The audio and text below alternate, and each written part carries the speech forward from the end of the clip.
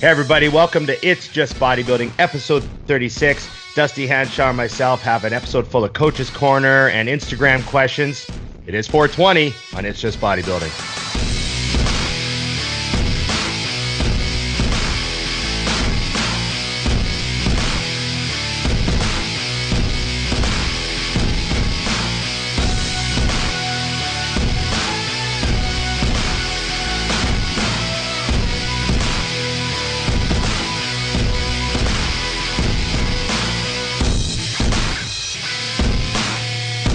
Fantastic run. I slipped that in there, Dusty. You just tossed it in super small. Although they will see it and hear it on 422. But they know when we are. They know we're on Monday, they're on Wednesday. Yeah, it's fine. We're still celebrating for them. I already made an announcement. Hello from the past. Right? Oh, shit. That's creepy. I should watch this with someone. Then we got some whole thing going there. So what do you, you're eating a bar and wearing a cannabis shirt. Mm-hmm. So you're having a little fun today. Absolutely. I can't do the other thing, but we did that before we started. So right. I don't know the legality of that, but Yeah. Plus, I'm not trying to get the kids doing it. They need to wait until they're at least 14. I still might want to run for office and stuff too, right? Later in life. Well, I was asked to become the president, remember? So I'm not sure what I've done that I'm worried about the most. Fuck, let's not get into that game. Right? So I shared some stories this weekend. We're all good with that. Right. I'm watching Billions right now, right? Yes. We're watching Billions, and we're in season 3. And one of the main characters, the guy's got some real off-book sexual fetishes, right? Yes. And he's contemplating running for office right now. So they're having an official vetter. Like they have like professionals that come in and you tell them everything you've done, and then they make sure that they're ready for Don't leave out sexual fetishes. Right? So you have to tell them, you have to tell that person everything, because they have to be prepared and have like a strategy for every possible outcome. It's like really crazy.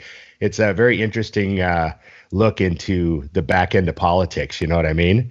And he goes, I think he says something like, oh, well, not everything, or something like that. And she goes, the last person that didn't tell me everything was Spritzer. And he looks at her and he's like, oh, okay. So and Elliot Spritzer's that guy that had like the escort agency. His name was all over the books for the escort agency, right? Isn't that the guy? And what was he? He was like a New York senator or something. What was he? That's what's so fantastic, is because it was such a big deal when it happened that they're just tossing that in. Everybody goes, wait, I think I know what that was. Yeah, because it was a couple years ago, right? Yeah. But yeah, I'm not, obviously he's an American politician, but yeah, I think that's what it was with him, right? He had some sort of sexual scandal, and like people were saying he could maybe run for president one day, and then all of a sudden he's like, now he's a correspondent on like a news channel. Yeah, well, I'm sure his sexual deviance business is still kicking ass, so it's fine. Oh, he's still, well, he's probably having more fun now that he doesn't have to worry about the bullshit, right? I'd look at it as free advertising for my fucking business, and I'd roll with that shit. Right. Like, okay, now everybody knows I'm a sick fuck. Okay, so the only women that are going to approach me are going to be okay with that. So like almost just like zones you in on the right demographic that you're after at that point. That demographic is coming for you now. Yeah, sort of. I respect Luke's intelligent move there, mentioning the anal fetish early in the Bodybuilding and Bullocks library, and allowing the entire fitness world to know what Luke was all about. If you're not looking for this, just don't call. Yeah. You just don't. That's really cute of you to message me. You saw the rules. There's the velvet ropes don't open for that. You watched the show, right? Yeah. Okay. Yeah. So, you got to have that subtle. That's the politics, right? Just subtle little slides. Slide it in. See what happens. I agree. So let's just get it out of the way. How's your solitude going down there? Fantastic. I don't see anybody. I think I saw 3 people all weekend. I took the weekend off from training. Okay. So, kept it simple, had good times, and yeah, I think I'm quarantine champion of the world currently. Oh, okay. And the gyms are opening again in May here, so no more fucks to give. Life is going to be 100% back to normal on May 1st. Oh, they are opening the gyms May 1st, eh? Yeah, I mean they haven't absolutely, but they said they were lifting the stay-at-home situation. So there'll probably be a bunch of rules. Are you guys prepared? Like they might say no spotting, no training partners, no being within 6 feet of anyone at all. I don't know what they're going to do here. I mean, it's so, I mean, I know they'll be safe, but Arizona, if you look at the states and what we have going on here, we're pretty minute. You know what I mean? Yeah. As far as what's you're in a going great down. spot, aren't you? Yeah. So it hasn't, maybe I'm wishful thinking, but I'm hoping it's just minor things. Yeah. You know what I mean? Phoenix and Scottsdale don't have direct flights from Wuhan coming in all December and January. Right? Well, I just don't like I mean, here's the thing that blows my mind, okay? So you go to the airport because you need to fly for some reason. So they keep you 6 feet apart, and then they throw you on an airplane where everybody's right fucking next to each other. I mean, at some point, you get there. You know, I mean, I just think you keep falling back to the same thing. If you're fucking sick, stay home. If you're someone who can die from getting sick, stay home. And everybody else, don't be an asshole. Yeah. I think if they just printed exactly what I just said, we would be fine. Yeah, I think that's the strategy. You know, that'll be the strategy. Let's say the gyms do open and there's a bunch of like really difficult restrictions, you know, like, oh, you can only have 20 people and you can only have, everyone has to be 6 feet apart, no training partners, no spotting, personal trainers must be 6 feet from their clients, no touching, no massage, no, like all that stuff. That would probably only last another few weeks anyways. That might be maybe a month of that, but at least you're in the gym. Yeah, no, I mean, that's the thing. I think at this point people would take you're allowed to go in there completely by yourself and talk to no one. So here's the funny thing. That scenario I just described, that's actually what we could have tried to operate under for like an extra 2 or 3 weeks. Wouldn't happen then though. But people weren't into it. No, because then they hadn't lost it yet. Right. They hadn't lost it yet. But once you take it away, everyone's like, oh, all I got to do is stand 6 feet away from everyone and we can just keep training. Okay, that's a deal. Yeah. I think for you guys, it was more of a headache, though, than for the clients. I mean, because realistically, somebody comes in, your ass is in the fryer, not theirs. Yeah, exactly. You'd be policing your gym, Yeah. But even now, if you were trying, the grocery stores have trained everyone now with all their lines on the floor. And like everyone's trained now. Everyone's trained up on the etiquette. Yeah. So it's going to be like completely different than trying to teach everyone the etiquette from scratch at your business while you're running it. Like that's fuck. You imagine how many times, can you guys move? Like you'd have to just it would be so brutal. That's why I think now, like you said, you've lost it completely. Getting it back is going to be a pleasure at whatever level it is, I think. Yeah. I'm You're adjusting your lighting. Really trying to make myself look a little better. Ron, there's nothing above 10, sir. You're fucking as high as it goes. Oh, did you see? I'm pretty fresh. Not fresh, but I did a cleanup. You wanted to be fancy. I mean, we're shooting on 420. Went all down the back. Oh wow. Yeah, I don't have much hair on my back though. Anyways, it's not a big deal. Just on the traps, but that's mostly like from the trend. You think the trend stops there? I heard it goes right to the heart, but anyways, yeah, it's fine. Right.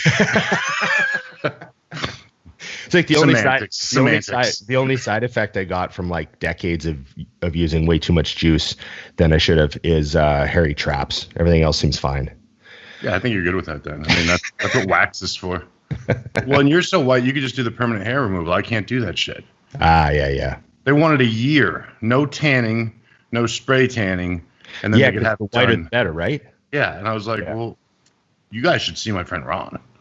Fucking powder my ass. I mean, this guy will kill this thing. He'll be no hair. He'll be like one of those cats. Me and James Hollingshead.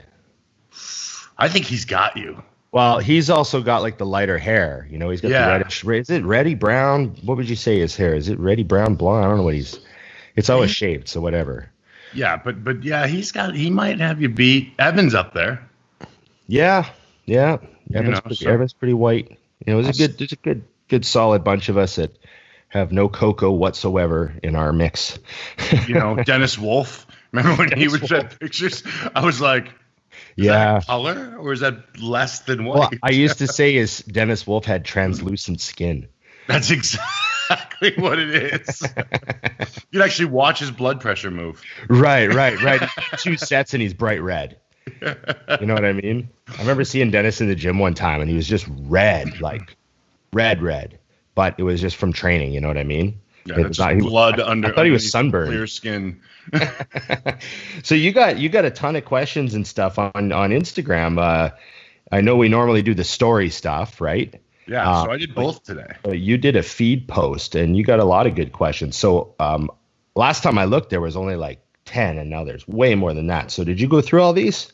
I glanced at those and then I also looked at the, because like I told you, I did both. So I have, this is where things get ugly, Ron. 2, 4, 6, 8, 10. I've got about 40 on the story. So that's 37 disappointed people. And yeah, whoa. We got to up that number because we got 26 on the regular. So, because I didn't respond to any of these yet. But you know what? I'm going to start with like the important ones. Okay. Which I already led you to one. So I think we're going to get this out of the way because it tells me a lot about who you are. Okay.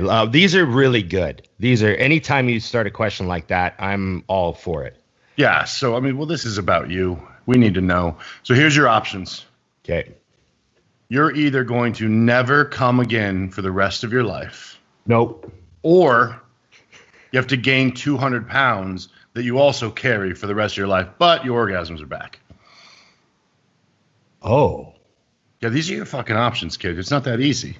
200 pounds. We're not talking about peeled 200 here, kiddo. So I'd be 455. I was 255 the other morning, buddy. I'm a lean, mean, like 255 fucking machine, right? Which will be without coming if you make the wrong choice here. Damn. Yeah, my endurance is high right now. Now think about it. Done. Damn. Done. Fucked. Oh, man. Because if you're 450 pounds, you're going to die pretty soon. Valid. Right. So, probably be a short run.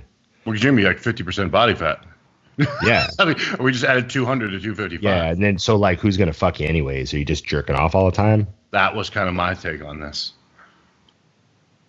I don't know. You go out of legend if you don't come. I mean, just think about that. Yeah, you can, and also, I am a pleaser. See? So I find the reward in other people's enjoyment. So is that why you let me do the show with you? That's so nice. Yeah. This is just a metaphor of how giving I am. But yeah, I'd probably have to say, hey, you know what? I've had a lot of them. So I'd maybe say I'm ahead. Maybe I've had a lifetime's worth of good ones. So maybe that'd be the go. I think that's an easy choice. I just like start playing guitar a lot more with my spare time. Get good at something else. Yeah, because you didn't say you couldn't finish anywhere, just not in the bedroom. Yeah. Yep. Yeah. I'm backing you. You nailed all my reasons too. That was a good one. I told you. Sometimes they make you think. Mm-hmm. And we go with deep questions like these. Okay, here we go. Bum. Oh Jesus, that's a good. What do you think about a collaboration episode with Fuad and Luke? Like all four of us, like the 4-way split screen? And Luke already said he's in. Yeah, well, yeah. Answers immediately. Yeah. We're going to need about 4 hours. Theoretically, very good. Logistically, almost more impossible. People talking over each other at the same time. But it'd be fun. I'll do anything with those guys, whatever. Absolutely. They've both been on the show. It's also too, it's funny. When we put up that post, who do you want to see on the show? Mm-hmm. And a lot of people they haven't gone back and watched all the episodes because they're like, should have Luke on, and we're like, I think we need to redrop on our new site too. I was actually going to talk to Scott about that because I'm like, I forgot that our first 10 episodes or so are on my channel. Is it how many is it? Is it like 6 or something? There's some on your channel, right? There's you figure I think there's Luke, I think Dana and JP might all be on mine. They might all be on yours. Yeah. I'm not sure. I know Dana is because she was one of the first. Yeah. So I think we need to do a redrop here of all those because I started answering that, but I got so many of them. I'm like, people asking for people we'd already had. It's funny. There's this girl from the gym who's a huge Dana Lynn Bailey fan, right? Mm-hmm. And she messaged me the other day. She's like, "You guys should have Dana Lynn Bailey on." And I just sent her the episode. She was like, "Oh my God, how did I miss this?" Like, she couldn't believe it. You know what I mean? It was pretty Ask fun. and you shall receive. Ron does not fuck around. No, it was good. It was good. So yeah, not everyone saw the first round, but it's just funny too, because like I did one of Fuad's first episodes. I think it was episode 4 or something like that. Right. And I was one of his first guests. And I've had so many people message me. They're like, "Man, you'd be really good on Fuad's show." He won't invite me on. Fuad doesn't have me on. When you can tell someone's afraid you're going to steal the thunder? Fuad's like, "Oh, but his beard is better than mine." Do you know Fuad? Like, I'm not sure if you know Fuad. Yeah, okay. I didn't know how many times you'd met him. That's why I have to give him so much shit. There's the odd guy. Ask, and I'm like, "Oh, here it is. Here it is." Yeah. He's intimidated. No, I just you know how it is. There's always a couple guys that for some reason you just like how I had only met Evan like a year ago. Yeah, and you've seen him at Expos for 10 years. Yeah. You know what I mean? Like one of those deals. So okay. Yeah. I gravitate towards the people that are as fucked up as me. So Fuad and I got together right away. Yeah. Okay, what's that? You got another one? Yeah, dude, I could just run this shit. Give me some details of your current diet and a few examples of meals. Oh, and okay. Hold. He loves the podcast and he would love to train at West Coast Iron one day. Oh, shit. Wow, we got to get those doors open, but always welcome. Yeah, don't fuck up this answer now. I mean, Jesus. Currently, man, I just do such a simple thing. Years and years ago, when I was working with a trainer named Scott Abel, who was way ahead of his time. I worked with him for about 4 years, and I did really well with Scott. I won my first national title in 2007, super heavyweight, and took my physique to another level. It was sort of chapter 2 of my national run, was working with Scott, where things got like, oh, okay, here we go, Yeah. And he just helped me with so many things. But the one thing that he kind of came up with back then was something he called the cycle diet. And it was essentially, your contest dieting 5.5 days a week. Mm-hmm. And then you have like a day and a half or a day or a half day, depending on your metabolism. But like a big bodybuilder, could do a day and a half, where you would eat like whatever you wanted. Right. Back then, we pushed those days back then. Those days they were real, whatever you wanted. Yeah, like, because you're in that like fucking, you got to get all week. So in order to get big, you have to like eat a fucking like, this was off season or pre-contest? Yeah, it was a very versatile diet. You could always adjust it. Like you could throw a half day in, you could throw a big meal in on Wednesday night if your weight was like doing, going down too much or not going, you could pull out the half day. You could like, it's kind of a versatile diet, but it was basically done with like real clean, tight dieting and then like fucking eating whatever you want. Like it was just kind of a funny way to do it. But Scott just said, he's like, I don't give a fuck what type of food you eat on your high day. You're in such a hole that you need to fill out and blah, blah, blah. And it worked really well for some people. And it worked really well for me. Like I did the 1 year I worked with them. I did a half day Wednesday night and a day on Saturday where I'd eat whatever I wanted. Right. And I'd taken like 10 to at least 10,000 calories, like probably closer to 15,000. Like, so when people talk about Juan Morel doing those big days, I'm like, I did those all the time. Right. I didn't do 20. 20,000's a lot. Like that extra 5 is a kicker, but I've done 15,000 calories. I've done it dozens and dozens and dozens of times. Right. And, you wake up the next day, you're like 10 pounds heavier than the morning before. Right. Like you fill out like 8 to 10 pounds of yielded weight, morning weight. Right. Yeah. True weight. And then you're like, your pumps are stupid for 3 days. And then you start to get dieted out. And then you're really hungry Thursday and Friday. And then Saturday comes and you fucking just eat all day again. And it was just kind of fun. And so anyways, I did that all off season. And then when the prep came, all we did was take out the half day Wednesday, and I kept my full day in on Saturday, and I just got peeled, and I grew every single Saturday because the drugs were kicking and stuff, right? Right. And so it was just a crazy prep. Anyways, but that was just a fun, easy diet. And for my purposes now, I basically just do that, except on my days where I eat whatever I want, I really only have like 2 cheat meals, and the other 3 meals are normal diet meals. Like, because I just don't want to be bloated anymore, and I don't really care if I gain like 3 pounds now on my cheat day. and like 4 pounds. The last week I did 6 pounds because I pushed it up a bit. But yeah, it feels good. So, but what I eat all day, I mean, I used to eat eggs and oatmeal in the morning with some protein powder. Maybe I'll have a piece of toast, peanut butter. And then my other meals are just like 8 ounces of steak, cup of rice. That's it. And I have 5 meals a day. I don't even have 6 meals a day anymore. But my strength is holding really good. In fact, it went up the other day. I had like a really good workout the other day where I was stronger. So I'm eating enough, and I'm getting leaner. I'm getting a little bit leaner. Yeah. Well, yeah. You doing 255 the other day? Yeah. Like that's the lowest I've been in like fucking 12, 13, 14 years. Yeah. I mean, so you're definitely fucking pretty damn lean if you're 255. I mean, I think anybody who's met you and understands just muscle size alone, 255 is fucking lean. Like, I don't care, because you're not a lot smaller either. I mean, you are smaller, but it's not like, oh, you have no muscle left. You know what I'm saying? No, I know what you mean. Yeah, I'm at that point, when you're dieting and you feel small in your clothes, but then when you look in the mirror, you're like, fuck, I look pretty good. Yeah. That's kind of how I feel now. Like in my hoodies, I don't feel like I look like big at all anymore. But then when I'm pumped and I like maybe afterwards when no one's around, I got the gym to myself, peel off and hit a shot. You're really gonna go there right now, really? You know what I mean? So I'm like, fuck, it's not too bad, man. Especially considering, like just running, like just test by itself with absolutely nothing else, So yeah, it's going good. You got dogs visiting you? Yeah, we have a visitor. Okay. Donna came in to say hi. How's Donna doing? 4.1 pounds now. I mean, she run in the office? Oh yeah, that's what she came over to check. She wasn't sure about my microphone. We good? Make sure it's up to spec. We're good. She got a new collar. It's pink polka dots, same one you used to have.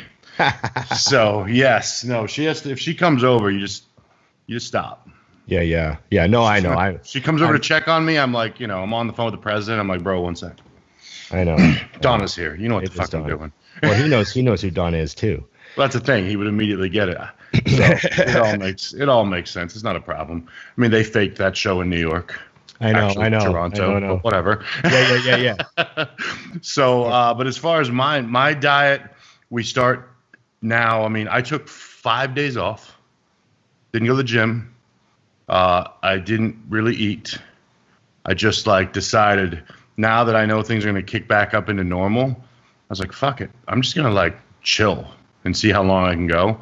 And I was ready to train today, but I don't train on Monday. So tomorrow will be the first day back. And my obsession is, so I brought my waist down based on the weight I'm at right now, about 1.5 inches between doing my vacuums every day. And I wear Santi's waist trainer. And that's helped. So now I went further in this time around. Started thinking about foods that might cause me any sort of inflammation in my gut. Right. Pulled those all out. And I'm going to start out with 3 food meals and 3 shake meals, which I've never done.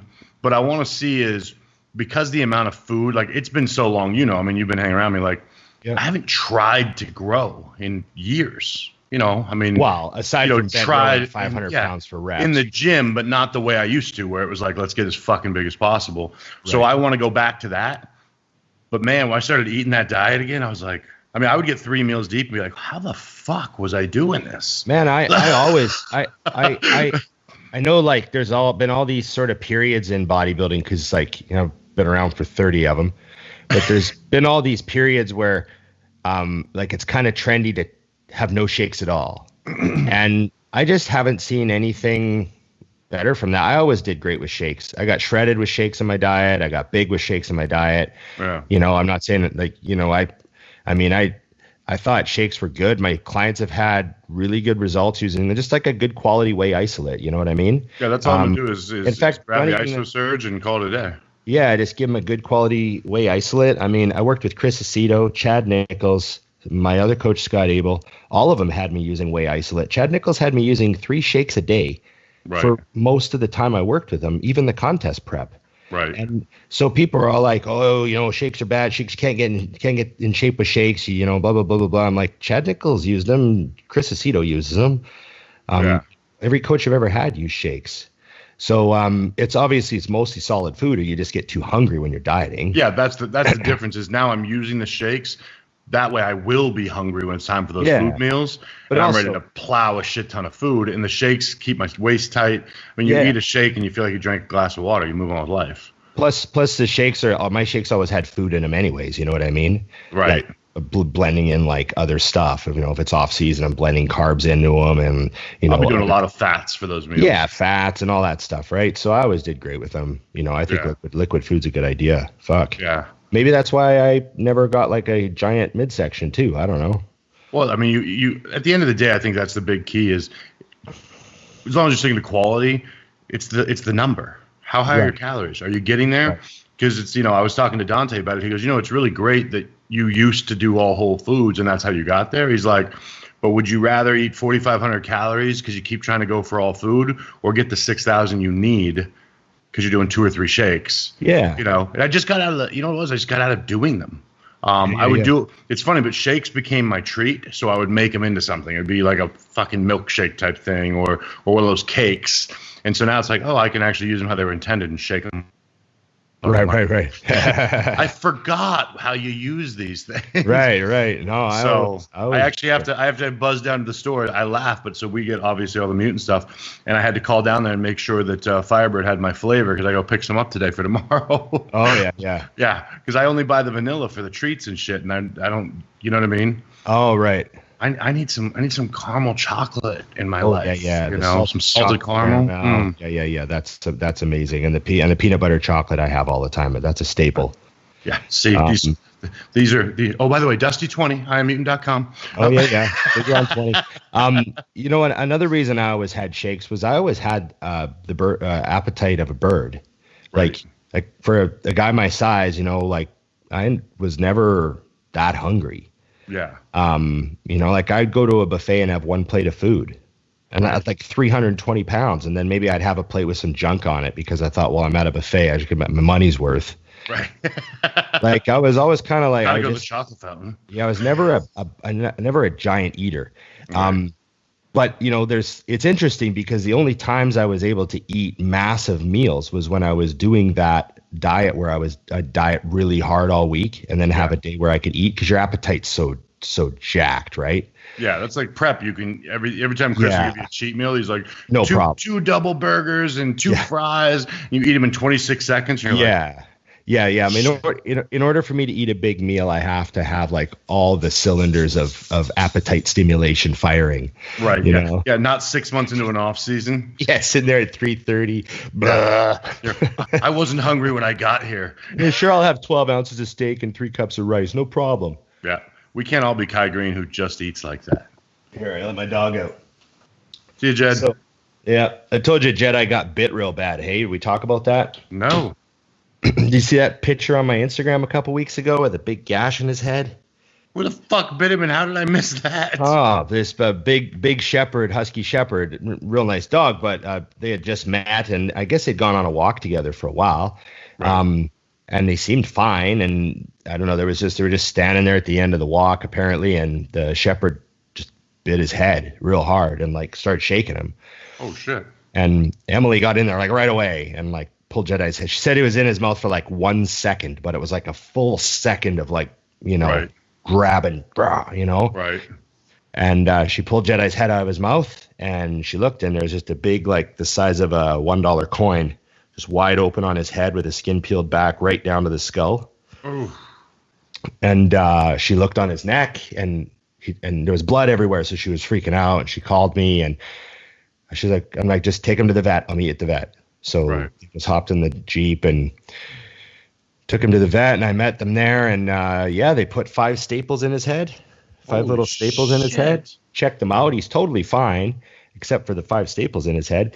But he's been a real sport about it. He was, he's been pretty normal since we came home with the staples in his head. He's been himself. Stitches, scars, get you places. We thought they were going to put a cone around his neck so he didn't scratch it, but they didn't put a cone and he hasn't scratched it like hardly at all. He just left it alone. He's been a real champ. What day was that? I was over a week ago. So we're supposed to call today to go in to get the staples out this week. That's it's fucked. Scary. And she's lucky too. I mean, beyond the fact it just happened, but usually when a human tries to get in a situation like that, they get fucked up too.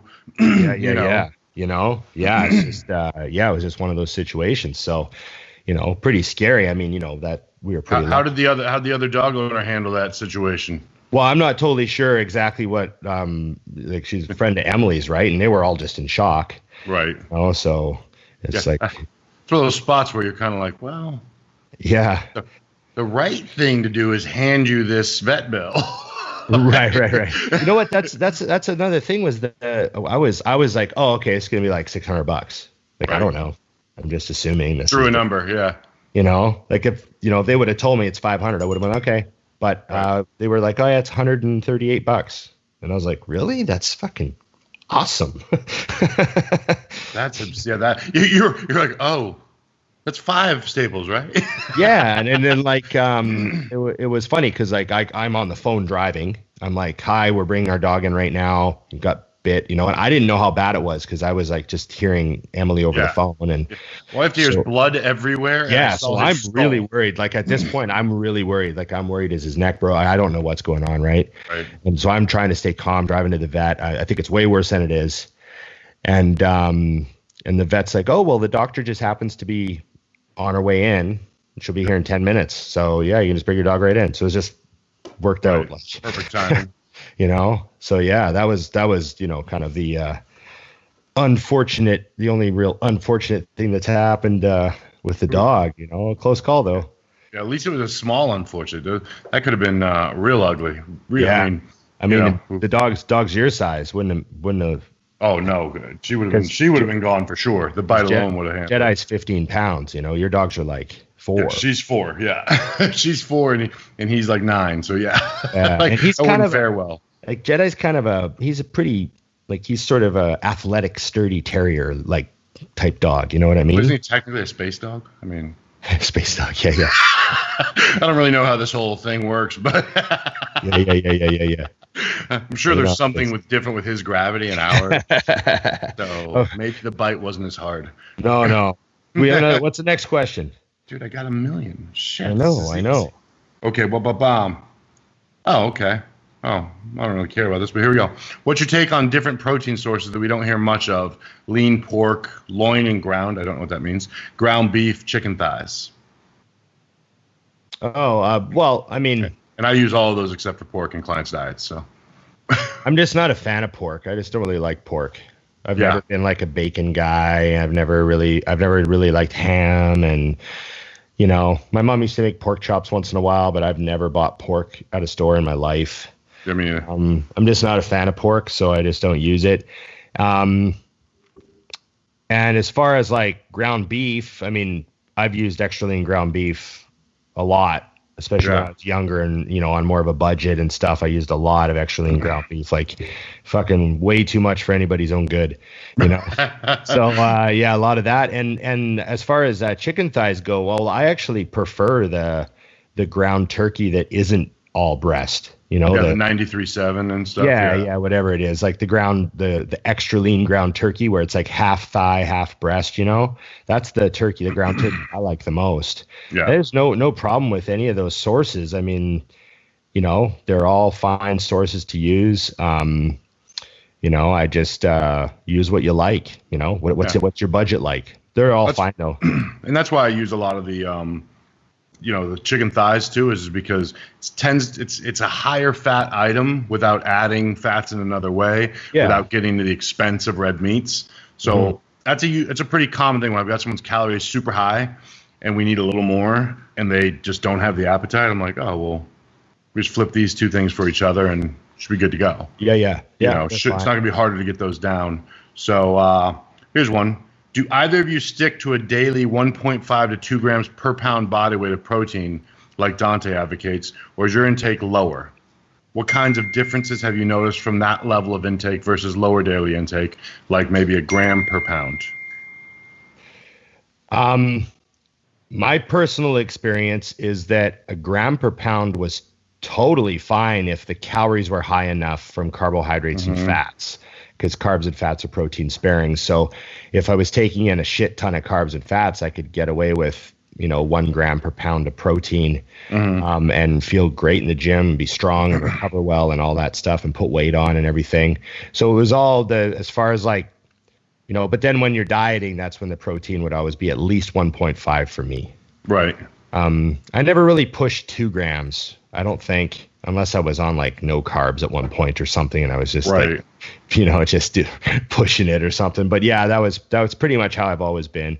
And right now I take in about 1.25 grams per pound. Right. Seems to be fine, Yeah. Yeah. I'm 1.5 pretty much all the time.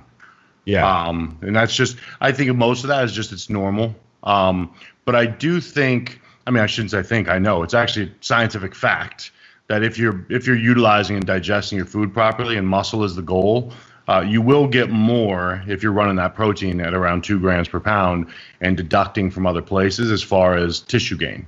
The question mark becomes, will you digest it? Will you eat it? And when I say eat it, will you get it down? Because eating simple, things that are easy to get down in smaller amounts is easier than more steak, more chicken. Right. But same as you, I do end up around 2 grams per pound when I'm dieting, which is it's just how it progresses with Chris. My off-season protein sources might be 10 ounces, sometimes even 9. And then by the end of prep, I've got meals that are 16 ounces. And it's all random. Like, I told you before, when Chris saw what 16 ounces of cooked salmon looked like on an entire plate and then a second plate for the greens, he was like, I have you eating that? I'm like, every night. I remember my fucking mind. Remember him making me eat 16 ounces of sirloin steak before bed. I'd be perfectly okay with that. It's delicious. Yeah. Oh, no, especially during prep, you must have enjoyed that meal every night. Yeah. But at like 275 pounds dieting, I'd still be on 500 protein. So that's just under 2 grams. Yeah, right up there. Yeah. I saw that one too. I was going to ask that one if you didn't ask it. Yeah, we'll grab one that you are looking at here. What's your biggest peak week mistake? All right, this is terrible. Oh, this is so bad. I've never made a peak week mistake. And what I mean is, I've never done anything where things went sideways and couldn't be recovered. In fact, I've never done anything drastic enough where they even went sideways. We have made adjustments based on, you need a little more. But Chris, as you know, and he's taught this to me, and I teach it to all my clients, is we don't shoot for 100%. 95% is probably a win. If you hit 100, that's great. But if you go for 100 and miss, that's 80%. And you see that with guys where they fucking take the big shot, and sometimes they nail it. A big one was Mark Dugdale at the Olympia one year. He did just a junk load, but he didn't do like Skip used to teach the skip loads where you would keep track of what you ate for that crazy day, so you knew what was going to happen. He just fucking went for it. And because he had to make weight, I think it might have been in 202, maybe 212, I'm not sure, but he had squeaked in, and his wife would like look at him and go, I would eat some more. She's like, well, of what? She's like, ice cream. Like, they did that and nailed it. He never did it again, and he tried that same thing multiple times. For us, it was always, people were disappointed, like, oh, how was your carb up? I'm like, I would eat 10 ounces of potato with every meal. What else? Have a muffin. Right. So it's hard to make a big mistake, as I point out there. I don't use a ton of diuretics. If I take a half a Diazide the night before a show, I'm good. Like, I don't need 5 days like some guys do, or a huge amount. I came prepared for the first show I worked with Chris. I took 1 half a Diazide, lost like 12 pounds, and was completely wacky the next day. You know what I mean? Yeah. I only I did 24 shows. And I've done 8 for those who want to do the math. 8. Might be 10. So I remember there was only one show where I woke up the next day and looked better. Oh, which was this? 2008 in Montreal. Who were you with then? That was the last year I worked with Scott. Okay. And, we just kind of did what we did for all the other shows that we did. And it always worked really well. Like my previous 2 shows had been like the best 2 shows I'd ever done. Right. And we're like, well, let's do that again. Mm-hmm. And, I don't quite know what it was. Did you know the morning you woke up for the show that you weren't quite there? Yeah, I woke up and I was like, oh, fuck. Because you know what that usually gave you. Yeah, like I normally woke up the morning of the show and be like, oh, I'm so dry and sharp that it's retarded, so I have to like eat and rehydrate a bit. And you were what this time in comparison?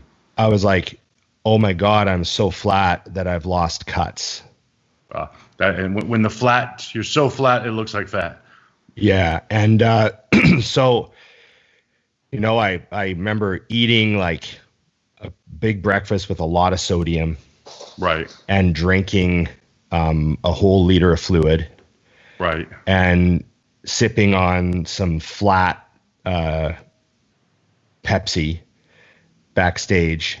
Right. And I started to see veins come out. And I was like, okay, fuck. And I'm drinking. But I was, obviously, you're worried about how much can you.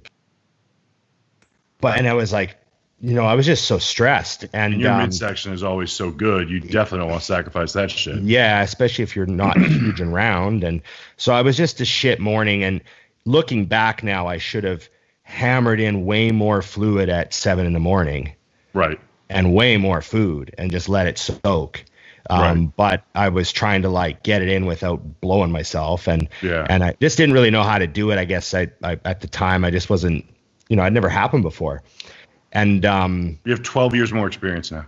Yeah. And so I remember I went on stage in the morning and there was 30 guys in the super heavyweights that year. Huge class. That's one class, kiddos. Yeah. And first call out, me and Ben. And then they add one guy on each end. Right. Because I'd beaten Ben the year before. Right. So they just called me and Ben, and then they added 2 guys. There was only 4 guys. They did the call out. They didn't move us. Right. And then they put us away, and we stood there for the rest of the morning. So I knew that me and Ben were top 2 right away. But I knew I wasn't at my best. I knew my pecs were flat, and I was and then after the morning, and then also Ben had done the North Americans a week before, and he was super flat and depleted, but he was shredded, and he got second. Mm-hmm. And so he just ate all week, and he showed up and he was like big and full. Right. Yeah. Blown out. He had the look where standing there, he looked soft with no lines. Right. But then he hit something. Then when he hit a pose, everything went because he was super full. Right. So I was like, oh, fuck, he might have got me today. And I was pretty upset. And then after the morning show, I drank I must have drank a gallon of fluid and ate like a big greasy burger, and it was just like, fuck, and I was putting sea salt in my water and I was drinking. I was just like, and then I came back and I remember I stripped down at the night show and I was standing by the side of the stage and Ben walked up to me and he goes, dude, what the fuck did you do? He's like, thank God this guy wasn't here this morning. And I go, oh, I drank like a whole gallon of water, man. And I ate a bunch of shit. And he goes, no, okay. And I wound up taking second to him, but that was the biggest fuck up. And then the next morning, and then I ate a whole pizza that night. Oh Jesus! You kept it going. An entire large pizza. I don't think I've ever eaten a whole large pizza before, because I'm not a huge eater. Ate a whole large pizza and some ice cream. Woke up the next morning, and the next morning after the show, my glutes were the most striated they had ever been in my life. Yeah. So yes, guys, sometimes you actually are better the day after. So that's 0.01% of the people who think they one are. show. And it was definite. It wasn't in my head. It was absolutely definite. I was better the next day, like way better. Right. And rounder, harder, had the silky thin skin, the shrink wrap look. Yeah. And I was just like, fuck, man, I can't believe this. And looking back on it, I don't think it had anything to do. I don't think the mistake was I overdid it the last 2 weeks going in. Right. So I how if you've got foundational fullness, you can handle diuretics better. Yeah. You know what I mean? But when when you have like the only fullness you have is just basically water and salt, and there's no real you're flatter and more depleted than you realize, but you've got that fake fullness. Yeah. And then you take a diuretic, you just go, yeah. just to shit. It's gone. Yeah. You know, so I think it was just me killing myself. You know, I was like doing too much cardio and, you know, pulling out some carbs here and there to be extra cut. Right. You know, and I think I was just so depleted that when we did the load and took the diuretics, it wasn't nearly enough. And then the diuretics were too much, and it was just a shit show. well, second at Canadian Nationals after that mess, we're calling a victory. And calling that. I mean, you know, for the rest of us, when we fuck up, it's like, oh, well, here comes 11th place. yeah. It was, but that's, you know, that's just how it goes. But yeah, that's my story. I've told that story to a few people when they're like, oh, have you ever looked better the next day? I'm like, once. Yeah. Out of 24 shows. Yeah. It's a good feeling to not look better the next day, because at least you know you nailed it. You're like, okay, well, I was as I was going to get. Yeah. You know? Yeah, no. I think in 2011 I did that, but I was better 3 weeks later. Oh, right. I had to get back up to a body weight that was actually supposed to be on my frame. Yeah. Okay. All right, so we're switching gears on you. The fuck did it just go? Oh, okay. What are some of your goals professionally and personally post-competition phase of life? You're already there. Well, yeah, the gym and coaching people. You know, I really enjoy coaching. Coaching serious people. I don't care what level they're at. People ask me all the time, "Oh, do you want to get more pros?" I'm like, I don't care. Right. They're great to work with, obviously, because, you know, they're probably more genetically talented and really serious and dedicated. And, you know, so pros are great to work with. You know, I've got some that I work with, but I don't care what level people are at. I just want them to be serious and want to be their best. You know what I mean? You know, don't you find that when you work with someone that's newer or even just a Gen Pop person, that you can almost change their life versus change their placing? Yeah, that's exactly it. Like, it's had so many rewarding experiences from like weekend warrior competitors. Right. You know, like some of my favorite competitors I've ever helped are like the dudes that are like, man, I've been training for 27 years and my wife's going to let me do one show. Right. And they just fucking want to do it so bad. And they were huge Arnold fans and they fucking love Dorian Yates and they just want to, you know what I mean? Like, they're one crack at the Olympia right now. Yeah. That's always a lot of fun, man. You know? Right. I told a story the other day about this dentist that I know. He was my dentist back in Edmonton. He's like, I wanted to do one show. The wife says I get one show. And so I said, because he's like a big dude. He's like 6'2" and like jacked, you know? Right. I'm like, you better win it. Don't fuck around. And he's like, okay. And then so he did it and he got his glutes ripped and we won the overall. Right. It was awesome. And then he drove away in his Porsche, you know? And his wife was like, never again. She didn't even know why she didn't want to do it before, but after the end of that 16 weeks, she knew why. Yeah. And then I said, if you win the overall, you got to clean my teeth for free. Did he do it? Oh, yeah. That's a fucking. See, now these days you film that shit. You're like, here comes my. I know, this is back for social media. It was like, you know. I'd be filming everything. I'd be like, oh, we got to film this then. Yeah. You'd be filming me making my appointment with his secretary backstage, holding the trophy. Yeah, all the shit. I want whitening too. Yeah, you know. What about personal side? That was part of the question. Personal goals. Yeah, with now essentially, just for the rest of your life. Well, I mean, the gym's a huge part of that. You know, I know that's a business goal, not a personal goal, but it is sort of personal. You know, for sure, yeah. Personal, you know, that the brand really matters to me, and especially with this right now, like all this stuff has made, you know, it's made us all realize how fragile the bodybuilding industry is. Yep. Like just whole thing's turned off. Flick. Yep. Here's the switch for turning off the bodybuilding industry. We'll just flick that for 3 months. Look, we just killed Dusty. Yeah. So we realize that. So I think it's made us all think, fuck, you know, we got to work really hard to fortify what we do for next time there's a interruption of some kind. Right. You know, I mean, you know, we didn't foresee this. What else are we not foreseeing? You know? Yeah. Well, I don't think anyone foresaw this. So. Yeah, we talk about it, make movies about it. We make movies about asteroids hitting the Earth too. Ha ha ha ha ha. Yeah. Hey, easy. I got plans next weekend. Yeah. So so yeah, there's you just want to get back to what you do, and you want to make sure that you don't take it for granted. Right. And you want to make sure that you work, it's just, just, I think for a lot of us, business is okay. Because business is hectic and business is fucking hard. Like, I know a lot of people think they run a business, but no, come on. An actual fucking business where you have like, big overhead and employees, and it's fucking hard to run that. And, I think we're going to come out of this thinking, okay, it's not enough to just, because I think a lot of us get in the habit of, we just make sure the boxes are ticked. Yep. I say all the time, you're just checking the box. And it's not that you're lazy, it's that you're frantic. Yeah. Like, there's so many boxes, you got to get them checked. Like, okay, the fucking bills are paid and everyone's paid and the members are happy and there's no emails in the folder and there's nothing here and the bank account has this much in it. Okay. And rent is due this day. Okay, fuck. Whew. Okay. We smoked February. We got this much left. And then, February comes and you do February because you're also doing your own business. Me and all the other guys have their own businesses. Yep. So you're all doing your own business.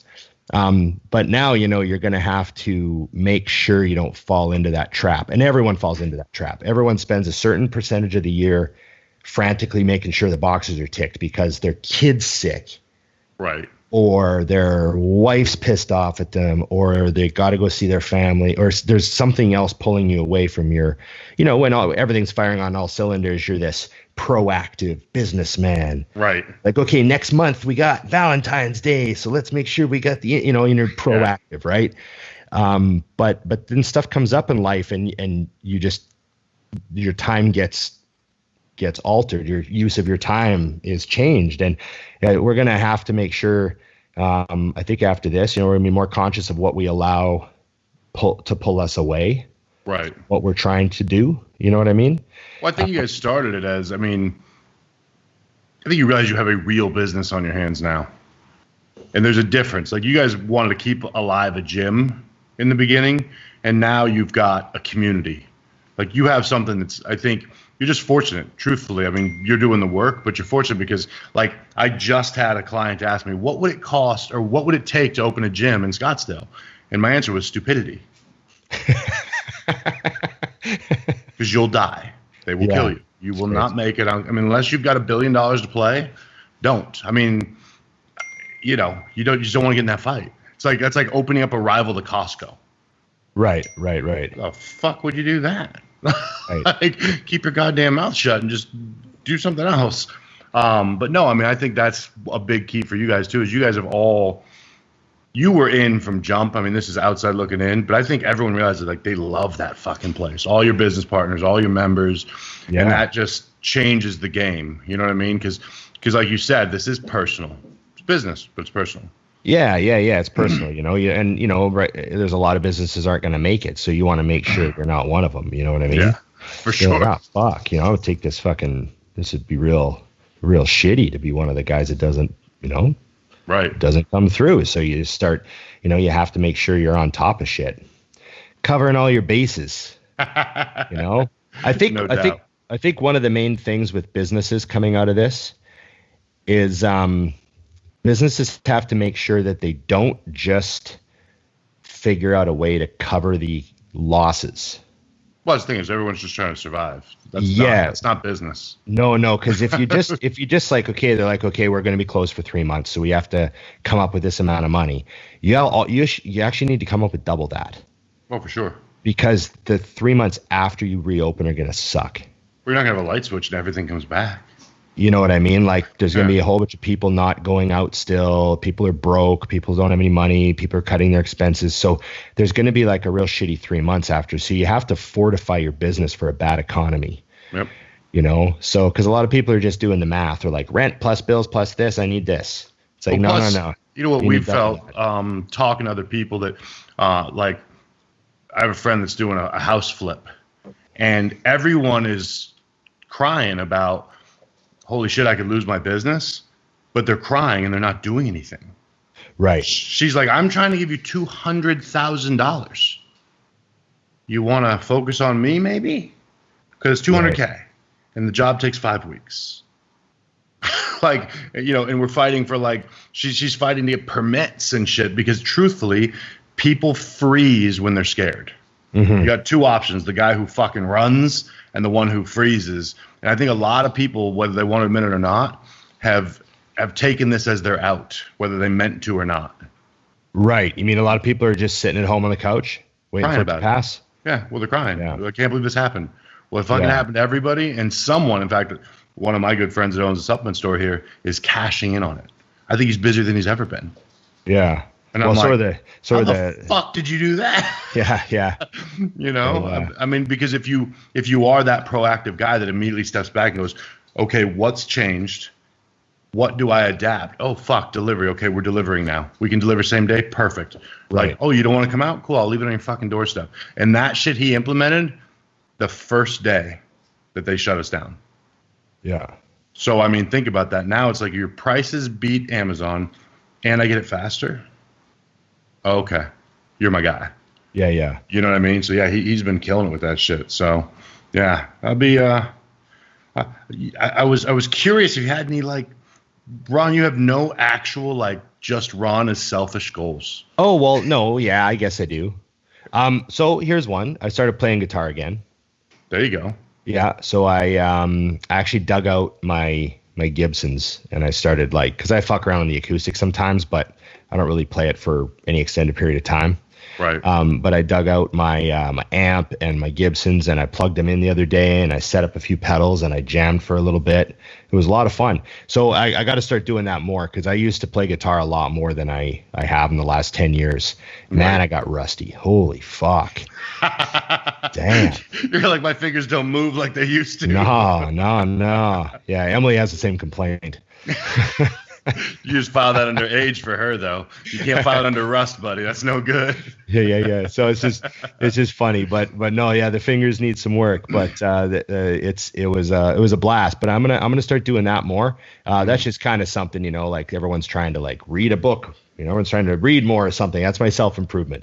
There you go. Start playing guitar a little bit more, you know, because I used to play every day for like half an hour, you know, 45 minutes. I jam, you know, and there was a point where I was like, fuck, I'm like getting okay, you know, like I set up like 10 songs on a playlist. Right. And I turned the volume just right so my amp matched really well and I could hear like what was going on, and I just play along for like 10 songs in a row and just jam with it. It was a lot of fun. So I had to get music and everything too? No, I used to be able to, because I used to play saxophone when I was a kid, actually. Right. Your fucking parents hated you. Yeah. No, I played saxophone when I was like in grade 5 and 6. I think I played for a couple years. Right. So I used to be able to read music, and I kind of I still remember a little bit of it. Like I get it, you know, when they're talking about keys and octaves and stuff. I'm like, oh, okay, yeah. But no, I just read tab, you know. Just read the tabs. That's fucking awesome. You're like, basic Cliff Notes version. Google up Metallica tabs and just start jamming. Awesome. What about you? What about you? You can't dodge that one. Oh, that's a tough one. Okay. I mean, my stuff is all happening now. Okay. I don't really wait. Like, this thing I don't understand about people, but to me, when you've been bodybuilding as long as I have, it's just life. Like, it doesn't take me anything to eat 6 meals. So I can run 3 businesses and bodybuild. You know, and you keep good enough people around that during those last 6 weeks of prep, it's, you know, things aren't going to be perfect during that time period on the other areas. But if you built it right, it'll be fine. So I have one solid business that I'm hoping will be up and running shortly. Just finishing off some detailed stuff with that. And I'm starting to buy properties. It's like a new obsession. So yeah, that's one of those things. I'm like, I have to do this. I got so much to say. You know?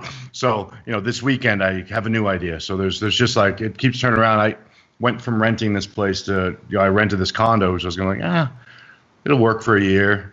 Then this whole thing went down and the market's in a sketchy place and the air conditioner went out and it's like, hey, I have an idea. How about I just take your fully perfect place that you built and get it off your hands before it gets ugly? So we're working out a little 6-month extension and then take it. Oh, so you might buy the place you're in. Yeah, and then Sweet. I'm not gonna stay here then.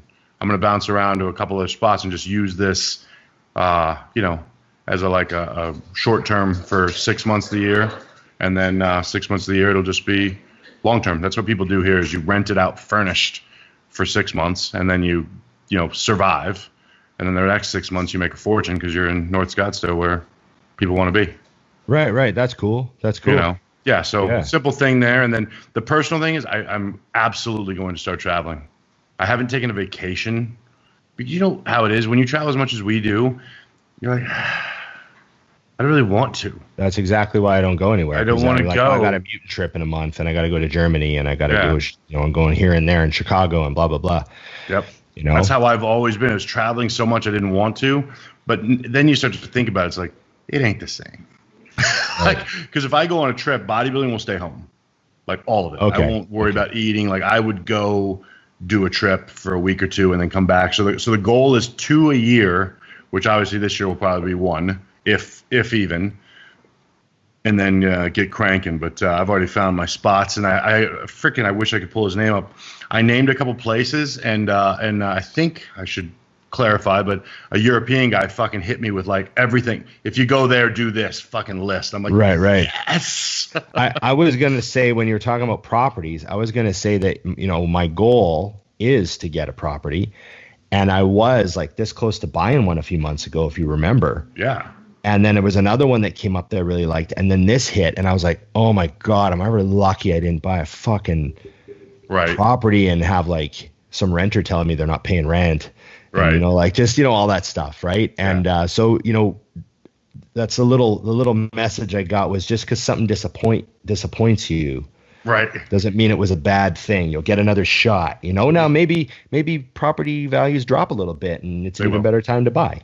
They will. You know what I mean? So I'm just trying to look on the bright side. No, for sure. No, I get that too. You're like, fuck. I should have done that then. It's like, even Chris is saying, don't really buy now. Hold up. Right. Because he thinks there'll be a drop. You know what I'm saying? I already asked that. Okay. This is one to kind of right up your alley.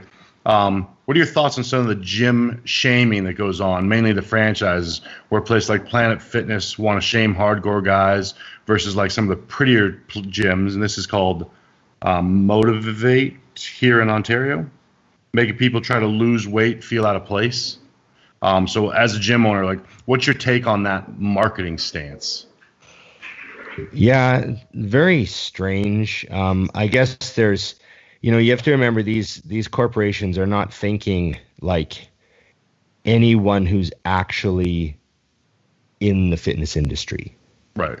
They're using focus groups that consist of people who half of them probably have never been to a gym. Mm-hmm. Don't know anyone who works out, don't have any friends that are bodybuilders, don't know anyone who's fit. These are just like, these focus groups they're using are probably a mix of the most common random people with people who casually use gyms. And they, what's your favorite color? Does this color make you feel safe? Does this color make you feel happy? Right. Does this color make you feel energized? Like, that's literally how they're building these gyms. And Dusty's yelling. Felt like I was watching an old kung fu movie there. Yeah, my voice comes out now. No. Want to fight? Fight me. It's exactly what it was, only they were already fighting. Yeah. So yeah, like those gyms like Planet Fitness and a lot of that, like those big corps, they're doing focus groups with like every little aspect is all calculated to just try to make people the most people feel comfortable. See, I mean, to answer his question from my stance, I have been considering opening a space. I saw a dream space this weekend that someone fucked up. But anyways, 2,200 square feet. Long, perfect fucking space for a gym. Fucked it up. Anyways, I want the spot. I want to open like something like that for fun, for me, like as a don't lose any money and don't try to make any money. Like literally just pay the bills. I would lose the money on buying the equipment, which is fine. And I've considered doing something like that where 20, 25 people just cover the nut and that's it. We all have a key, done. But if I was going to open a gym, I would open a Planet Fitness. I would open an Orange Theory. I wouldn't open something I would use because what I want won't make you money where I live. Right. I think that's where people get astray. Like, I have no offense to the plan of Planet Fitness. I think it's genius.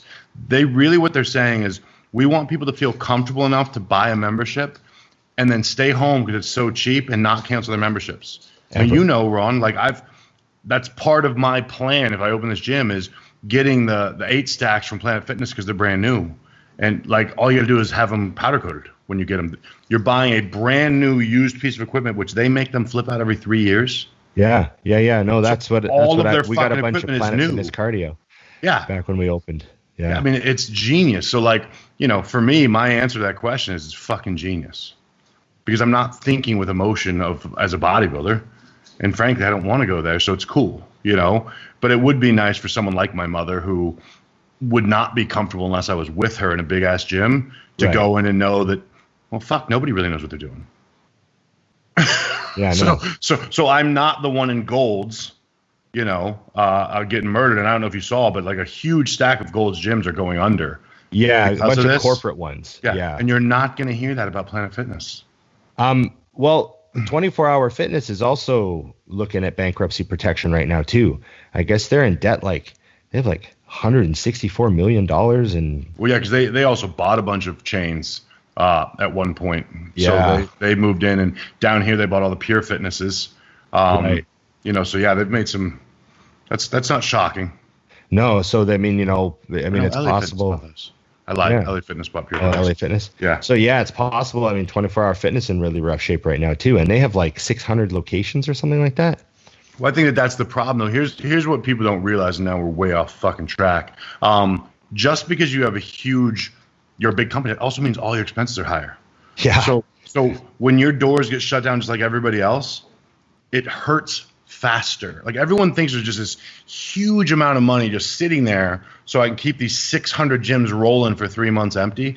That's not how it works because the amount that every fucking gym costs is retarded. I mean, I know people with monster businesses that could die over this. And what it is, they didn't fuck up. It's just you stopped making money. It turned off the fucking water, and these guys still want theirs. Yeah. And another thing, too, is these giant corps. So, you know, Gold's Gym, they even straight out said that the 30 that they closed. So, you know, people have to remember there's the franchise Golds and the corporate Golds. Yep. And the franchised ones are owned by someone else, right? And they pay a fee. Yep. And they still have to follow all the rules. So it's the same gym. But corporate is closing 30 of their own gyms, saying they were the ones that were in the red already anyways. Yeah, giving out. So these big corporations that say they have 100 locations, chances are 30 of them are in the red and the other 70 cover the bills for the 30. And they're just trying to get those 30 into the black so that they're making a profit. And then the pandemic hits. Yep. So they're like, well, cut the fucking fat. And they just close 30. Boom. And now they're hoping to reopen and actually make money off the ones that were solid before. Right. So I mean, that's just good strategy. business, right? I mean, yeah, that's the big key and why those guys are more successful sometimes than passionate, because they have no emotional connection to any of them. It's just is the writing at the bottom black or red? Yeah. Is it a lot of black? Okay, I love that one. Yeah. You know what I'm saying? You ever been there? No. Yeah. I don't work out. Yeah, I don't want to go there and ruin it either. Yeah, exactly. It's already fine. Okay, I actually had a really good one here. Okay, this one, and I think it's for everybody, but okay. This one is for the ladies, please. At the end of a heavy, intense training week, muscle recovery does not feel optimal. Body just feels ravaged still. Everything else is on point, sleep, food, etc. Do we go balls to the wall to begin the next block, or should we start a lighter load? What are your suggestions? Would you both give your female clients? Okay, Jesus. By the way, balls to the wall. Ladies, love it. Well, are you looking for someone? What are you doing? I don't know. There's a lot of different ways to think. Maybe they just need one more extra day off. Right. Sometimes one extra day off can make like all the difference in the world. Agreed. You know, like just instead of training, have a 2-hour nap and then still go to bed that night. Right. And just call it like an ultra recovery day. You know what I mean? Like, sometimes that can be great. I mean, you know, I remember always reading about how Dorian, you know, it all comes back to when I was young and I was reading about Dorian. He said he had no problem walking into the gym and doing a warm-up set with 135 and going, you know what? I'll see you tomorrow. Right. He had no problem with that. And he did it when he had to. And it wasn't being a pussy. It was because he wanted to fight the best fight he could at that workout.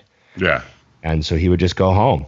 And, you know, there's also, that's just being in tune. Like I remember reading about this one Olympic swimmer. I fucking can't remember his name. I think he had a mustache, which is kind of funny because they wouldn't now, you know. But it was back in like the 70s or whatever, 80s or whatever. But he was like this one American swimmer, and he would miss practice all the time. And he'd just be like, no, wasn't a good day. Wasn't a good day. And like he had all these arguments with coaches and stuff about it. And he'd be like, but then when he would show up to practice, he would smoke everyone. Yeah. And he's like, I just know my body, guys. Just leave me alone. He was like uncoachable, you know? It's tricky though, because it comes to a point where how do you argue with the result? Yeah. You know, I mean, it is tough. No, I agree with you 100%. I think here's the first thing you have to ask yourself, are you beat up? Or is your body fried? There's a huge difference. Yeah. I mean, like I feel like I got hit by a truck every week.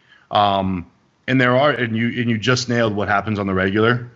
You know, I mean, Will hit me up on, you know, Thursday night. What time tomorrow? I'm like, oh, I'm out for a few days. Like, that's it. You know what I mean? Because I just knew. You work backwards. You're like, you know what? No. And then I texted him yesterday. I said, hey, we good for Tuesday? He goes, I had no idea how bad I needed those days off. Right, he needed them too. Yeah, he didn't even know because he was just so focused, and I think he would fucking go to war with me as long as I could go without breaking. But yeah, it was one of those things where it's like when you get locked in, you have to ask yourself that first, and the biggest way to answer that is exactly what you just said. Take a day, because I find after a day or two, if I'm truly CNS fried, by the third day, I'm not dying to get back to the gym. I'm still like, all right, let's get it, I guess. That means I really shouldn't. Whereas if I'm just beat up, I'm like, all right, so we're going what time? What time now? We're going to go now? Yeah. It does surprise you. And you also have to give yourself some credit for how, like, you know, I think we're programmed from when we're young by all the nonsense, you know, the psych up nonsense. We're definitely fucking programmed. we're programmed that, you know, if you deviate from the plan, you're not disciplined. Yeah. And all those things that are true in every other way from, you know, it's all context. So we're like, well, I don't want to be a pussy. I'm not the type of guy to, you know, some other guy's going to go to the gym and train and I'm not going to. Yeah. Like all the stuff we say, the mantras and all the stuff we have in our heads can sometimes get in the way of just like being objective. But you know this, and I'm gonna expand this. Sorry, there, question guy. But I had a conversation about this weekend. It's when you understand your body and know when it's time. Like, I believe that you can over OCD yourself in bodybuilding when you think you're doing right. Like when you are so sure you're nailing it because you don't deviate. You close your fucking eyes basically, other than a piece of paper that tells you what to do, and then of course train your face off. I credit Jose a ton for altering the way I do things now. I think we were in Australia for 3 weeks. And I was dieting, just starting. I had been off. I hadn't been training. I just started back in. And I had my diet from Chris. And the first night, I ordered my food. And it was exactly what it should have been, you know what I mean, but at a restaurant. And then Jose goes, and he'll take 2 sides of French fries. Like, no, I will not take 2 sides of French fries. He's like, eat the fries. I got this. Right. I order them. I'm like, what the fuck are you doing? He goes, we did not get off our feet all day. You work like this. Trust me, you need it. So the entire trip, there was extra shit the whole way. I lost 6 pounds still at the end of 3 weeks, and we weren't at that phase yet. Right. So it's understanding variables and then thinking, you know what I mean? Because sometimes it's like, don't be afraid for that extra thing. Same thing, I used to eat exactly what was on my diet all the time. And now it's like, if I feel the need for something heavier or cheat or whatever, I just order it. I didn't think. Done. I'll have that. That brings my overall calories during the off season up, which means chances are when I start my prep, I'll be able to diet on more calories. And then all of a sudden, just pulling that shit away is a drop in body fat. Yeah. You know what I mean? Now we start the prep. So, but yeah, I think everything's come back to that. Is like, you got to pay attention to what you're feeling. You know, so the simple answer is that give yourself that day, those 2 days, see how you feel. I don't condone training like a bitch. Right. I don't know how. So my advice is if you can't train at 100%, then you need a break. The only thing, there's another question here. Was that Hulk Blonde's question? Probably. Let me look. You just read? I never set this thing up. Yeah. She's a friend of mine. Okay. So she's awesome. So, and then I see Morgan Mack down here with a question, and his question is, during a cruise phase with the rate of recovery decreased, do you pull back on training in any way? You know, volume, frequency, weight, intensity, if, you know, why not? So that's sort of this similar ballpark of a question. You know what I mean? Dealing with, you know, pulling back. Do you pull back at all? And I would say one of the things you can do, which is also an answer to her question, is you could go in and do a rotation where you just don't go past failure on anything. Right. That's another thing that works really well. Because, I mean, there's lots of literature with strength athletes where they can go in and do a deloads, you know, microcycle of some kind and actually be stronger when they come out of it. You know what I mean? Because they were beat up before or whatever. So we have to remember that sometimes, you know, you can go in and have a short, quick one. Doesn't mean you trained easy. You still trained your ass off, but you didn't compared have to the psychotic shit we do, you know, fucking the crazy shit we do that no one else ever wants to do. But you could still go in and do like a round of body parts, like cycle through your 4 or 5 day split and just not fucking rest pause anything or do drop sets or force any reps or, you know what I mean? You can do that too. That's another thing that can kind of bring some life back into you too. Chris would say, train like a California pro. That's what Chris would say. And then he'd laugh and then he'd go train like Troy Alves. And then he'd laugh. And then, you know, he'd always like have a joke. And he'd say, I told you the first time he said that to girls, me, he's like, you know? I need you to train at 70%. Yeah. And I read it and I was like, okay. And then he's funny. So I texted him, I go, I don't know what that is. I get laugh out loud. Evan Centopani answered the exact same way. Yeah. And then like, when I asked, then he tells you what to do. So what he did for me is he goes, cool, throw out 30% of the volume. I was like, oh, that's math. I can do that. Yeah, then it became very easy. And he goes, okay, that'll work. Because it is hard. Like I said, I mean, you nailed it. Then I'm going to at least do a straight set as hard as I can. Right. So you just do one set. You're like, oh, just do one set to death. Yeah, that'll be the hardest one straight set of my life. But then I don't feel like I just completely wasted my time being there. Yeah, For Morgan Mack, I think what I would say is go back to Chris's thing. There are no rules. Right. So I don't because I think that's a flip answer as well. A lot of people, you should be more on top of everything when you're clean or when you're cruising or whatever the fuck you do. Right. That's when you can't be backing off of training, but that doesn't mean ignore how your body feels. It means everything's optimal. And if it's not optimal, adjust. You know what I mean? So I train the exact same way. And I tell people all the time too, this is how it works with me. I don't get weaker, but I lose a rep. Like when I'm on 200 mgs and it's been 16 weeks, you know, I can still pull 700, but it's going to be for a rep less, 2 reps less. And I'm okay with that. Like I understand what's happening within me. So I may back down to make sure I'm still in my rep range, but that's it. You know what I mean? Yeah. And then same thing, like you said, if I do need to back down, it goes right back to the same thing. Do I just take a week off? So I got one, or is it your turn? No, fuck, we're all stealing them off mine. I'm feeling pretty proud over here. Mine has to do with the crisis. Ooh, which one? Is there anything you've seen on the news regarding the crisis that you think is ridiculous regarding government overstepping or anything like that? Well, I think the news is ridiculous in general. There you go. And I was trapped to watch the news this weekend a couple times, and I was like, what's happening? This is painful. No, I mean, to answer the question seriously, yeah, I think there's been a shit ton of overstepping. I don't know how. I don't disagree with it because here's the thing: you're fucked either way. If they did nothing and they just said, "Hey, if you're weak, stay home," and then it would be one thing, and then we would all freak out when all these deaths happened. But now, because they locked us down, it's like, oh, you ignored the. Fucking no, they had two shitty choices. So they chose one, and now they're thinking, okay, with a shit ton of risk, I think we're going to go for it now. I think we're going to start trying to come back because I don't really think they have a choice. Yeah.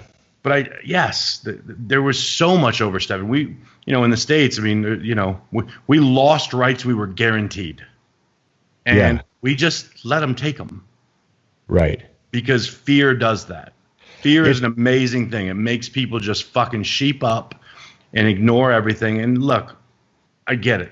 I have friends in hospitals. I understand this is no fucking joke.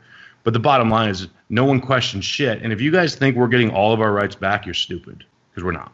Right. You don't take it away. Same thing at your work. If your work hacked you down to 70%, I promise it's going to be a while before you see 100. You're going to feel like you got a goddamn raise. It's like gas prices. Yeah. I mean, seriously, it's funny. Those who sheeped up are going to go, oh, fuck. Like I laughed even with the stimulus. I'm like, $1,200? Cool. Number one, I don't get it. That sucks. Number two, what's that going to do? Yeah. See, the thing with me is I agree, that meme I talked about where I shared where the guy's got the two sodas. Yes. And the one is like, the one soda is doing the right thing and, handling the curve. And then the other soda is worrying about my rights. He's putting both in his cup. And so, I understand that. I mean, obviously I've talked about, I got a brother who's an infectious disease doctor who's, I'm dealing with it on the front line. And, I got a brother-in-law or cousin-in-law who's an infectious disease doctor on the front line as well. And, lots of friends from the gym that work in the healthcare industry. So I've heard lots of real stories about it and real numbers and real concerns from the inside. And I get that we had to do something and it had to be pretty severe. And, but I do think that there's ridiculous stuff going on. So, for example, it's all over the news that some state governors made it illegal to buy seeds.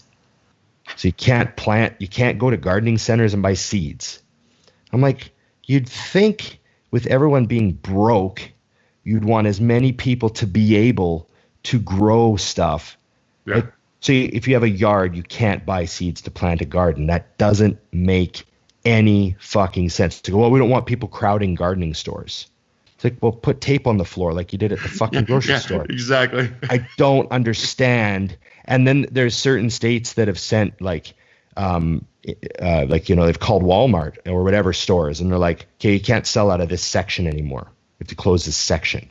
No need for people to be going there for that stuff. They're already in the fucking store. Yeah, it doesn't matter. The only difference is there's a big crowd of people in that section trying to figure out where the fucking stuff is. Yeah, and then I saw in the news they filled the Venice skate park with sand. Well, that actually, I guess, wasn't even ran down the pipe. They're already undoing it, and someone's ass is in some shit. They better be.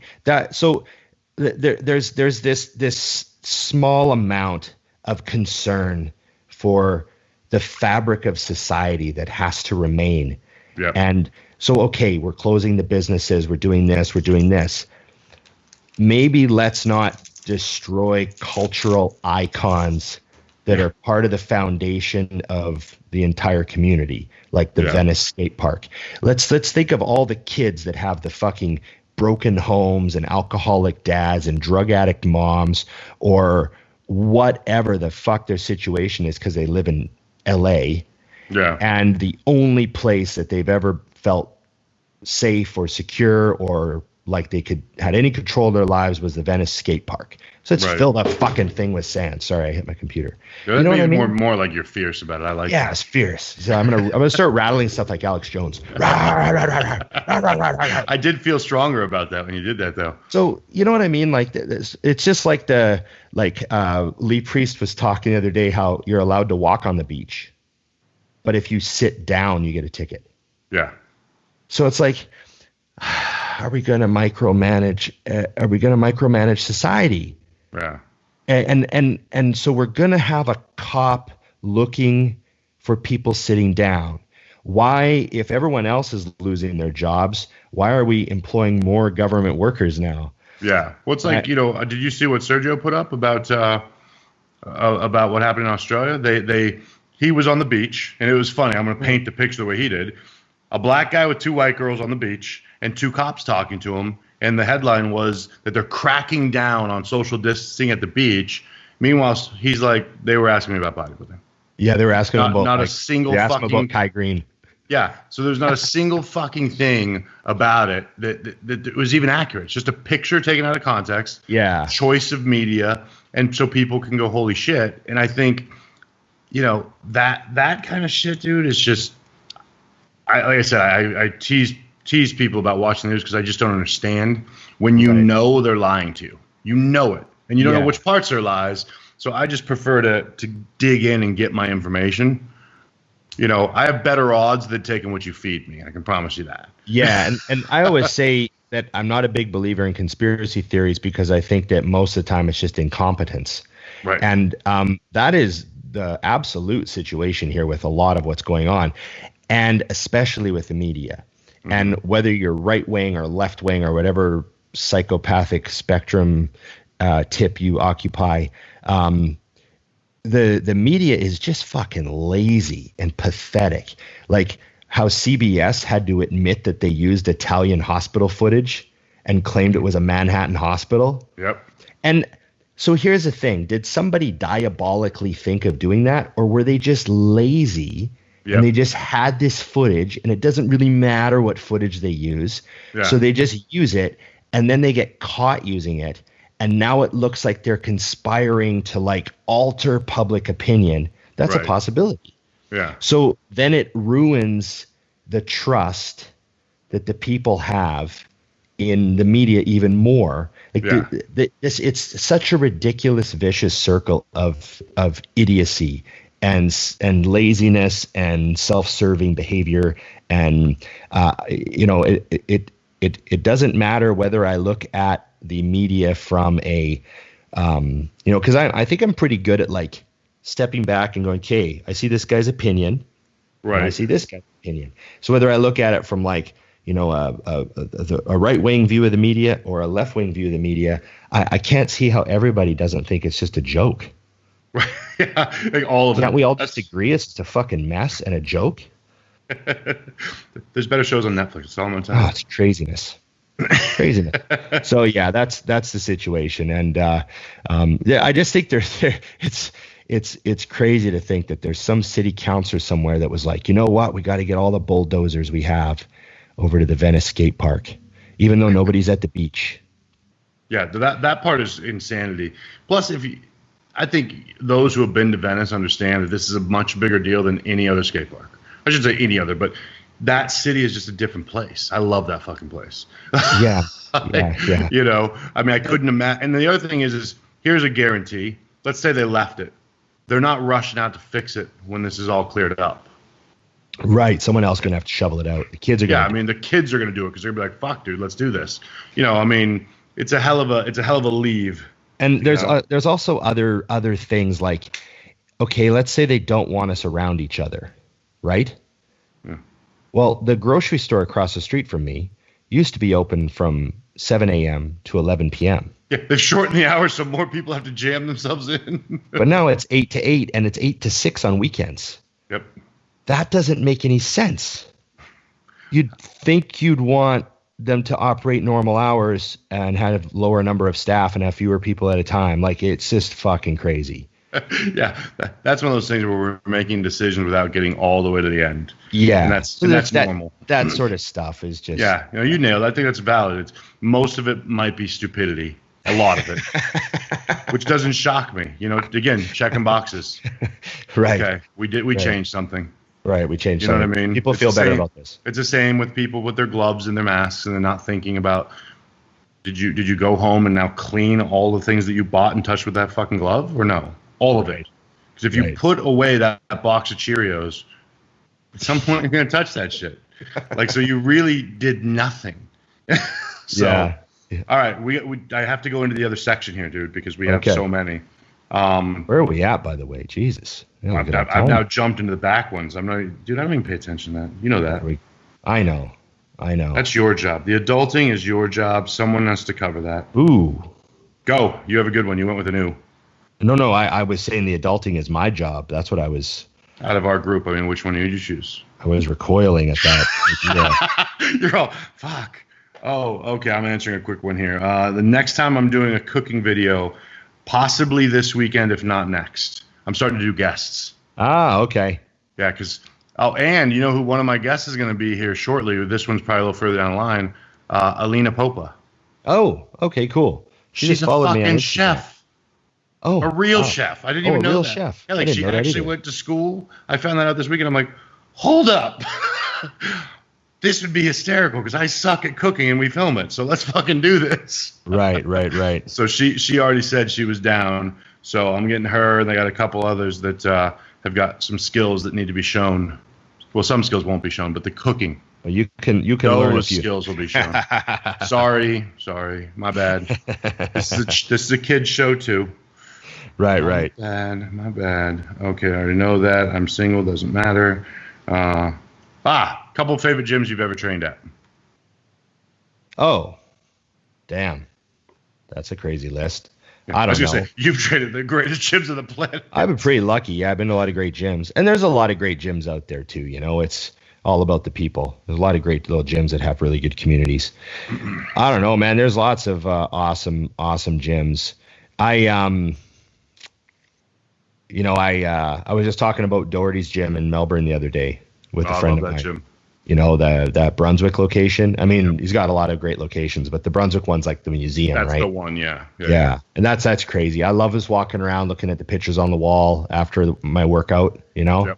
Yep. And another funny thing about Doherty's is it's a very Australian thing, but, you know, they're all about their coffee. Right. Have I told this story before? How you go to Doherty's and you get like an espresso on a little saucer with a little teacup? That's normal. Right. That's totally normal in Australia everywhere, though. So, yeah, they have like coffee. But it does feel weird in a super hardcore gym. Super hardcore gym. I'm like guy this behind with my the desk, pinky up, you know? Yeah, everyone's drinking their espressos pre-workout. It's very, very Australian. They love their coffee there. Yeah, and then I was just telling someone the other day because they were asking me about Dino's. I know we talked about Dino's before, but just it's hard to find. Like, there's how many gyms like Dino's are there? None. I mean, truthfully, if you think about it, Dino's has an energy. I don't think most people will ever understand what that means. Yeah. But like Gold's Venice used to. It doesn't anymore. Truthfully. Right. Like I used to be able to train in there anytime, dead silent, loud, energy. Now they've fucked it up. It's just a gym. Well, the $50 drop-in kind of takes the gas out of me when I walk in, right? Well, but even the gym itself, they've just changed it so far away that it no longer feels the same. You know, Dino's, I can go there in 15 years, and he'll have made it better. He'll change things. He'll still be playing the Ramones. It'll feel the same. There'll still be a fucking tree that holds 12 billion pounds right up front. Yeah. But no, Dino's is definitely one of my favorites. Quads, he's insanity. Yeah. And I love. I mean, this is one of my favorite Ronisms. The quality of a gym is determined by the leg room. Right. It's a big deal. And Armbrust Gym has an entire leg room. Yeah, it's amazing. And he has you went there, what, 6 months ago? Yeah, I just, it was Mutant on a Mission last season, yeah. He just put up a bunch of pictures just celebrating, like, the history of Armbrust, and he happened to put up a picture of me and Gabe and Rich and Johnny with him. Oh, no shit. From 2013 Mutant shoot. Oh, because you guys did the Mutant Mansion there. Yeah. So we trained there every day for a week. So yeah, it was good times at that gym for sure. I was also been talking to Ryan at Metroflex Marietta. Oh, that is a fucking great gym. Yeah, he's got an awesome gym. I love how the downtime, dude. His gym's gonna be like sparkling clean and fucking phenomenal when everybody gets back. Yeah. Did you hear that? Here's something that I thought was crazy that he was putting on his story. So, I told you about how a lot of the members at West Coast wanted to keep their billing on. Yeah. To help support the gym, which like fucking massive, huge help. Right. Yeah. He had a lot of members that wanted to keep their billing on too.